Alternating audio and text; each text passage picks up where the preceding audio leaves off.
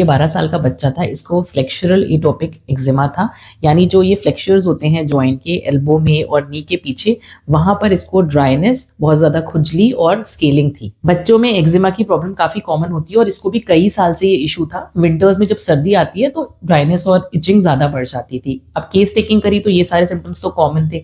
मैंने कुछ uncommon symptoms यानी प्रेगनेंसी हिस्ट्री में मदर के कुछ रहा हो या कुछ मेंटल सिम्टम्स हो बच्चे के, वो निकालने की कोशिश करी, बट फ्रैंकली मुझे कुछ ज्यादा नहीं मिला। तो अब मेरे पास 3 ही प्रोमिनेंट सिम्टम्स आ रहे थे। पहला सिम्टम ये था कि बच्चे को नहाना बिल्कुल भी पसंद नहीं था। पेरेंट्स बार बार कह रहे थे कि ये बिल्कुल भी नहाना नहीं चाहता। दूसरी चीज जो थी वो मैंने लिया eczema in the beds of joint, और तीसरा इचिंग इन एक्जिमा। तो ये तीनों सिम्टम्स ही मुझे मिल रहे थे और इन तीनों सिम्टम्स को मैंने लेके रिपर्टराइज करा, और मेडिसिन जो आई वो थी सोराइनम।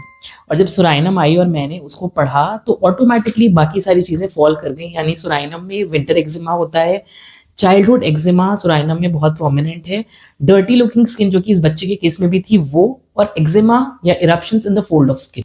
तो ये सारे सिम्टम्स को देखते हुए मैंने उसको psorinum 1 ml the, and 3 months में रिजल्ट आपके सामने है, काफी क्लियर अप हो चुका है।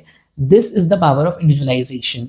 सिम्टम्स जो भी मिल रहे हैं उनको लेके जब हम पेशेंट को इंडिविजुअलाइज करते हैं तो हम देखते हैं कि ऑटोमेटिकली हम सही दवा तक, सही प्रिस्क्रिप्शन तक पहुंच जाते हैं, और जब दवा सही होगी तो क्योर मिलेगा ही मिलेगा। ये एक छोटा सा एफर्ट था to tell you how homeopathy works. और अगर आपके आसपास कोई एक्जिमा या चाइल्डहुड एक्जिमा से सफर कर रहा है तो don't forget to share this reel with them.